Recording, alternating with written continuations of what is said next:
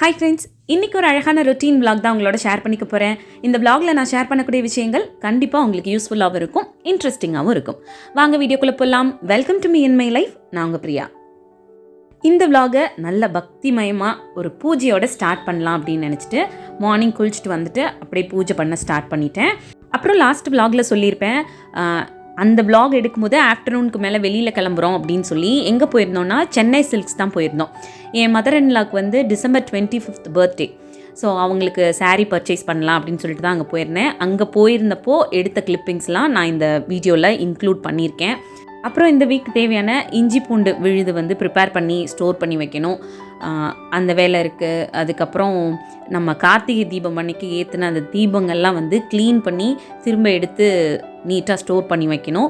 அதை எப்படி க்ளீன் பண்ணுறேன் அப்படின்றதையும் நான் இந்த vlogல உங்களோட ஷேர் பண்ணிக்கிறேன். ஏன்னா நம்ம அந்த தீபம்லாம் ஏற்றி முடித்த பிறகு அந்த க்ளீன் பண்ணுற வேலை ஒரு சிலருக்கு கஷ்டமாக இருக்கும். ரொம்ப ஈஸியாக நம்ம வந்து ரொம்ப நேரம் நின்று அதை ஒவ்வொன்றா எடுத்து தேய்ச்சி க்ளீன் பண்ணுற மாதிரி இல்லாமல் ரொம்ப சிம்பிளாக எப்படி க்ளீன் பண்ணி நீட்டாக ஸ்டோர் பண்ணி வச்சுக்கலாம் அப்படின்றதையும் இந்த வீடியோவில் நீங்கள் பார்க்கலாம். அப்புறம் என்னோடய ஹேர் கேர் ரொட்டீன் பற்றி அடிக்கடி கமெண்ட்டில் கேட்குறீங்க. நான் ஹேருக்குன்னு ரொம்ப பெருசாக டைம் ஸ்பெண்ட் பண்ணி அதை வந்து ரொம்ப கவனம் கொடுக்கறதில்ல. அதெல்லாம் ஒரு டைம் கொடுத்துட்டு தான் இருந்தேன். அப்படி கொடுக்கும்பொழுது தான் நிறைய அந்த ஹேரில் வந்து பிரச்சனை வர ஆரம்பிச்சிச்சு. ஸோ அதனால ரொம்ப பெருசாக அதுக்குன்னு நிறைய டைம் எடுத்து ஒரு ரொட்டீன் வந்து நான் ஃபாலோ பண்ணுறது இல்லை, அதுதான் உண்மை. பட் ரெகுலராக நான் என்ன பண்ணுவேன்னா தலைக்கு எண்ணெய் வச்சு ஹேர் வாஷ் பண்ணிடுவேன். அது டெய்லி பண்ணக்கூடிய விஷயம். அப்படி நான் டெய்லி யூஸ் பண்ணக்கூடிய அந்த ஹேர் ஆயில் நான் வீட்டில் ப்ரிப்பேர் பண்ணி யூஸ் பண்ணக்கூடியது தான். அது எப்படி ப்ரிப்பேர் பண்ணணும்னு ஆல்ரெடி ஒரு வீடியோ ஷேர் பண்ணியிருக்கேன். அந்த லிங்க் வேணும்னா நான் டிஸ்கிரிப்ஷனில் கொடுக்குறேன், கிளிக் பண்ணி பார்த்துக்கோங்க. அண்ட் ஒரு வீக்லி ஒன்ஸோ இல்லை 10 days ஒன்ஸோ வெந்தயம் வச்சு ஒரு ஹேர் பேக் ப்ரிப்பேர் பண்ணி யூஸ் பண்ணுவேன். எனக்கு கொஞ்சம் ஹீட்டான பாடி அப்படின்றதுனால அந்த ஹீட்னால் முடி கொட்டுற பிரச்சனை அப்பப்போ வரும். அதை வந்து சரி பண்ணிக்கணும் அப்படின்றதுக்காக அந்த ஒரு பேக் வந்து ரெடி பண்ணி யூஸ் பண்ணுவேன். அப்புறம் ஈவியான் 400 கேப்சூல் ஒன்று இருக்கும், நிறைய பேருக்கு தெரிஞ்சிருக்கும். நம்ம சேனலில் நான் அதை பற்றி கூட ஷேர் பண்ணியிருக்கேன் ஒரு வீடியோவில். அந்த விட்டமின் இ கேப்சூல் வந்து பார்த்திங்கன்னா நம்மளோட கோகனட் ஆயிலோட கலந்து ஹேருக்கு யூஸ் பண்ணுறது நம்மளோட ஹேர் க்ரோத்தை வந்து பூஸ்ட் பண்ணும். அண்ட் வந்து உங்களோட ஹேர் ரொம்ப ட்ரையாக இருக்குன்னா அதுக்குமே அதை தாராளமாக யூஸ் பண்ணலாம். அதை பற்றி உங்களுக்கு இன்னும் கொஞ்சம் தெளிவாக தெரியணும் அப்படின்னா நீங்கள் எனக்கு கமெண்ட் பாக்ஸில் கேளுங்க. நான் இன்னொரு vlogல அதை பற்றி உங்களுக்கு டீட்டெயில்டாக சொல்கிறேன். டெய்லி என்னோடய ஹேரை ஷாம்பு யூஸ் பண்ணி தான் வாஷ் பண்ணுவேன், கண்டிஷ்னர் யூஸ் பண்ணுவேன். ஷாம்பு வந்து பயோட்டிக்கில் ஹென்னா ஷாம்பு யூஸ் பண்ணுவேன், அப்படி இல்லைன்னா டவ்வில் யூஸ் பண்ணுவேன். வீக்லி ஒன்ஸ் ஷியக்கா போட்டு ஹேரை வாஷ் பண்ணுவேன். இதுதான் இப்போதைக்கு என்னோடய ஹேர் கேர் ரொட்டீன். இப்படி தான் நான் ஃபாலோ பண்ணிகிட்ருக்கேன். அப்புறம் இந்த கார்த்திகை தீபம் க்ளீன் பண்ணுறதை பற்றி சொல்லியிருந்தேன் இல்லையா, இதுக்கு வந்து நல்ல சுட சுட தண்ணி வந்து ஒரு பவுலில் வச்சுட்டு அதில் நம்ம அந்த யூஸ் பண்ண கார்த்திகை தீபம்லாம் இருக்கும்ல, அந்த எண்ணெயெல்லாம் எக்ஸ்ட்ரா எண்ணெய் இருந்துச்சுன்னா அதெல்லாம் தொடச்சிட்டு அந்த சுடு தண்ணியில் வந்து கொஞ்சமாக வாஷிங் பவுடர் இல்லைனா வாஷிங் லிக்விட் சேர்த்துக்கோங்க. கூடவே கொஞ்சமாக பேக்கிங் சோடா, நீங்கள் சேர்க்குற அந்த தீபத்தோட அளவை பொறுத்து எவ்வளோ பேக்கிங் சோடா சேர்க்கணுன்றதை பார்த்து சேர்த்துக்கோங்க. நான் வந்து ஒரு 2 ஸ்பூன் அளவுக்கு சேர்த்துருக்கேன். அதை நல்லா மிக்ஸ் பண்ணிவிட்டு அந்த தண்ணியில் அதை போட்டு ஒரு 1/2 hour விட்டுட்டு அதுக்கப்புறம் எடுத்து எப்படி க்ளீன் பண்ணுறேன்றதை மட்டும் பாருங்கள். அவ்வளோ சூப்பராக இருக்கும். நீங்கள் பெருசாக அதுக்கு எஃபர்ட் கொடுத்து க்ளீன் பண்ணணும்லாம் கிடையாது. சரி, ஓகே. அடுத்தடுத்து என்னோடய ரொட்டீன் வேலைகள்லாம் பார்த்துக்கிட்டு இன்றைக்கான வீடியோக்குள்ளே போயிடலாம். அதுக்கு முன்னாடி ஒரு சின்ன ரிக்வெஸ்ட், நீங்கள் இந்த வீடியோ பார்த்துட்டு இருக்கும்போதோ இல்லை பார்த்து முடிக்கும் போதோ இதில் இருக்க கண்டென்ட் உங்களுக்கு பிடிச்சிருந்ததுன்னா மறக்காமல் வீடியோ கீழே இருக்க லைக் பட்டனை கிளிக் பண்ணிக்கோங்க. அப்படி நீங்கள் கொடுக்க போகிற அந்த குட்டி குட்டி லைக்ஸ் எல்லாமே இன்னும் நல்ல நல்ல கண்டென்ட்லாம் நான் உங்களோட ஷேர் பண்ணிக்கிறதுக்கு எனக்கு கொஞ்சம் மோட்டிவேட்டிங்காக இருக்கும்.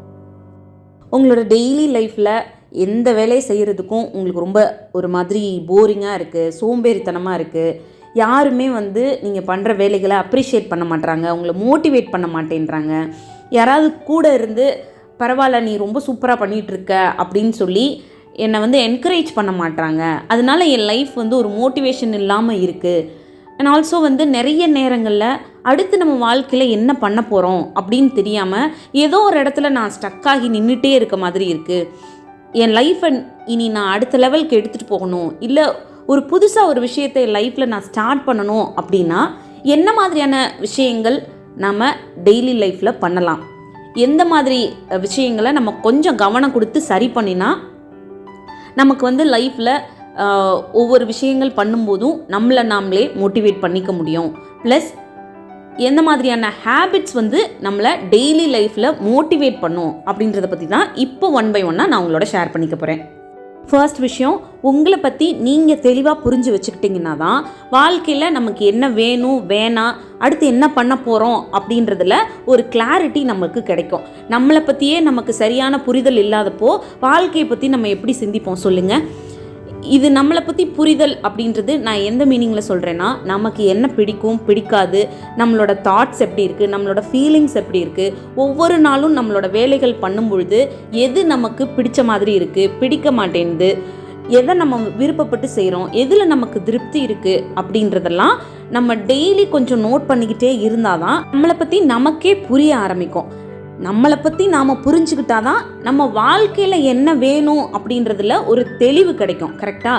ஸோ இந்த மாதிரி நம்மளை புரிஞ்சுக்கிறதுக்கு எப்படி நம்ம நோட் பண்ணி வச்சுக்கிறது அப்படின்னு கேட்டிங்கன்னா, நான் இப்போ சொல்ல போகிற பழக்கத்தை ரெகுலர் லைஃப்பில் ஃபாலோ பண்ணி பாருங்கள். ஜேர்னலிங், அதாவது ஒரு டைரியோ நோட்டோ எடுத்துக்கிட்டு ஒவ்வொரு நாளும் நீங்கள் பண்ணுற விஷயங்களில் எந்த விஷயம் உங்களுக்கு ரொம்ப இம்பார்ட்டண்ட்டாக படுது, உங்களோட ஒரு விஷயத்தில் நீங்கள் டெசிஷன் எடுக்கிறீங்கன்னா அதை எதை பேஸ் பண்ணி எடுக்கிறீங்க, உங்களோட லைஃப்பில் எந்த ஒரு விஷயம் சந்தோஷம் நிறைய கொடுக்குது, திருப்தியை கொடுக்குது, எந்த விஷயம் பண்ணும்போது உங்களுக்கு பிடிக்க மாட்டேங்குது, உங்களுக்கு பிடிச்சது என்ன பிடிக்காதது என்ன அப்படின்றத டெய்லி ஒரு 5 to 10 minutes டைம் எடுத்து கொஞ்சம் நோட் பண்ணிக்கிட்டே வாங்க. ஒரு 1 week அப்புறம் அந்த டைரி எடுத்து பாருங்கள். அந்த ஒரு வாரமும் நீங்கள் எப்படி இருந்திருக்கீங்க அப்படின்றத அந்த ஜேர்னலிங் அப்படின்ற ஹேபிட் மூலமாக நம்மளால் தெரிஞ்சுக்க முடியும். இப்படி தெரிஞ்சுக்கிறதுனால நம்மளை பற்றி நாமளே ஒரு தெளிவான புரிதலுக்கு வந்துடுவோம். அதுக்கப்புறம் நம்ம லைஃப்பில் என்ன வேணும், அடுத்து நம்ம என்ன பண்ண போகிறோம் அப்படின்றத பற்றின ஒரு தெளிவான சிந்தனையும் நமக்குள்ளே வர ஆரம்பிக்கும். செகண்ட் டிப், உங்களுக்கு ஒரு மோட்டிவேஷன் இல்லாததுக்கு காரணம் உங்களோட டெய்லி லைஃப்லையா இருக்கட்டும், நீங்கள் பண்ணுற வேலைகள்லையா இருக்கட்டும், உங்களுக்கு மோட்டிவேஷனே இருக்க மாட்டுது, போரிங்காக இருக்குது அப்படின்னு நீங்கள் அடிக்கடி ஃபீல் பண்ணுறதுக்கான காரணம் என்னென்னா, உங்களுக்கு ஒரு பர்பஸ் இல்லாதது தான். உங்களுக்கு ஒரு நோக்கம் இல்லாமல் ஒரு விஷயத்தை நீங்கள் பண்ணிகிட்டு இருந்தீங்க அப்படின்னா அது கண்டிப்பாக உங்களை டீமோட்டிவேட் பண்ணுற மாதிரி ஆகிடும். நம்மளோட டெய்லி லைஃப்பாக இருக்கட்டும், வீட்டில் நம்ம சமைக்கிறது, வீட்டை க்ளீன் பண்ணுறது, வீட்டில் இருக்கவங்களுக்கு தேவையானதை பண்ணுறது, நம்மளுக்கு பண்ணிக்கிறதா இருக்கட்டும், இது எல்லாத்தையும் கடனுக்கே நம்ம பண்ணிக்கிட்டு இருக்கோம். இதை காலையில் எழுந்திரிச்சா சமைக்கணும், வீட்டை க்ளீன் பண்ணணும், வீட்டில் இருக்கவங்களுக்கு தேவையானது செய்யணும், நமக்கு எதையோ ஒன்று சாப்பிட்டுக்கணும், நம்மளை கொஞ்சம் பார்த்துக்கணும் அப்படின்னு ஏதோ பண்ணணுமேன்னு பண்ணாமல் ஒரு பர்பஸ் வச்சுக்கோங்க உங்களுக்குள்ள. நம்ம இதை பண்ணுனா இப்படி ஒரு விஷயம் நமக்கு நடக்கும். இப்போ நமக்கே நம்ம ஒரு விஷயம் பண்ணிக்கிறோம், ஒரு சின்ன செல்ஃப் கேர் பண்ணிக்கிறோம், இல்லை நல்ல ஹெல்த்தியான ஃபுட்டை ரெகுலர் பேசிஸில் எடுத்துக்கிறோன்னா அதை எதுக்காக எடுத்துக்கிறோம் அதை கொஞ்சம் யோசிச்சு பாருங்கள். நம்ம ஹெல்த் நல்லா இருந்துச்சுன்னா நம்ம நல்லா இருக்க முடியும், ஆரோக்கியமாக இருக்க முடியும். நம்ம ஆரோக்கியமாக இருந்தால் வீட்டில் இருக்கவங்கள நல்லா பார்த்துக்க முடியும். அவங்க நல்லா இருக்கும் பொழுது ஆட்டோமேட்டிக்காக நம்ம லைஃப் சந்தோஷமாகவும் ஒரு மாதிரி நிம்மதியாகவும் இருக்கும். அப்படின்றதெல்லாம் கொஞ்சம் யோசித்து ஒரு விஷயத்த பண்ணுங்கள். எதையோ ஒன்று பண்ணணுமேன்னு பண்ணிங்கன்னா அது கண்டிப்பாக உங்களுக்கு ஒரு மோட்டிவேஷன் கொடுக்காது. ஏதோ ஒன்று உங்கள் மைண்டை டிஸ்டர்ப் பண்ணிக்கிட்டே இருக்கும். மோட்டிவேஷன் இல்லாத மாதிரி தான் ஃபீல் இருந்துகிட்ருக்கும். ஸோ எந்த வேலையை பண்ணும்பொழுதும் ஒரு பர்பஸோடு பண்ணணும் அப்படின்ற பழக்கத்தை உங்களோட டெய்லி லைஃப்பில் நீங்கள் ஃபாலோ பண்ணுங்கள். அப்போது எந்த வேலையும் உங்களுக்கு போர் அடிக்காது, இன்ட்ரெஸ்ட் இல்லாமல் போகாது. உங்களை நீங்களே மோட்டிவேட் பண்ணிக்கவும் இந்த ஒரு பழக்கம் உங்களுக்கு ஹெல்ப் பண்ணும். தேர்ட் டிப், மற்றவங்க ஒரு விஷயத்தை பண்ணுறாங்க அப்படின்றதுக்காக நம்ம லைஃப்லேயும் அதை பண்ணணும்னு வீம்புக்கோ இல்லை ஒரு சின்ன பொறாமையிலையோ பண்ண ஆரம்பிச்சிங்கன்னா அது கண்டிப்பாக ஒரு லெவல் போனதுக்கப்புறம் அந்த இடத்துல நீங்கள் ஸ்டக் ஆவீங்க, இன்ட்ரெஸ்ட் இல்லாமல் போகும், அன்மோட்டிவேட்டடாக ஃபீல் பண்ணுவீங்க. ஒரு சின்ன எக்ஸாம்பிளோட சொல்லணுன்னா, உங்கள் பக்கத்து வீட்டில் இருக்கக்கூடியவங்க ஒரு சாரீ பிஸ்னஸ் பண்ணிகிட்ருக்காங்க. நான் இப்போ அந்த சாரீலாம் பார்க்குறதுனால அதை ஒரு எக்ஸாம்பிளாக சொல்கிறேன். அதே விஷயத்த நாமளும் பண்ணலாம், அவங்க சக்ஸஸ் பண்ண மாதிரி நம்மளும் சக்ஸஸ் பண்ணலாம் அப்படின்னு நினைக்கிறது தப்பு கிடையாது. ஒருத்தரை பார்த்து நம்ம ஒரு விஷயத்தை கற்றுக்கணும்னு நினைக்கிறது. பட் அதில் எவ்வளோ தூரம் உங்களுக்கு ஒரு தெளிவு இருக்குது, அதை பற்றின ஒரு கிளாரிட்டி எவ்வளோ இருக்குது, அந்த விஷயத்தை எடுத்தால் நீங்கள் ரெகுலராக அதில் எஃபர்ட் போடுவீங்களா, அது நிஜமாகவே உங்களுக்கு ஒரு இன்ட்ரெஸ்ட் இருக்க மாதிரியான விஷயம் தானா அப்படின்றதுலாம் ஒரு புரிதல், ஒரு தெளிவுக்கு வந்துட்டிங்கன்னா தான் அந்த விஷயம் உங்களுக்கு போர் அடிக்காமல் இன்ட்ரெஸ்ட் குறையாமல் ஒவ்வொரு நாளும் அதில் நீங்கள் எஃபர்ட் போட்டு சக்ஸஸ் பண்ண முடியும். அதுவே அவங்க பண்ணுறாங்க அப்படின்றதுக்காக ஒரு வீம்புக்காக பண்ணுறதோ இல்லை ஒரு சின்ன பொறாமையில் நம்ம அதை பண்ணணுன்றதுக்காக பண்ணோன்னா கண்டிப்பாக ஒரு இடத்துல ஸ்டக் ஆகும். ஏன்னா உண்மையாகவே நம்ம மனசுலேருந்து அந்த விஷயத்தை பண்ணுறதுக்கு பெருசாக ஆர்வமோ விருப்பமோ கிடையாது.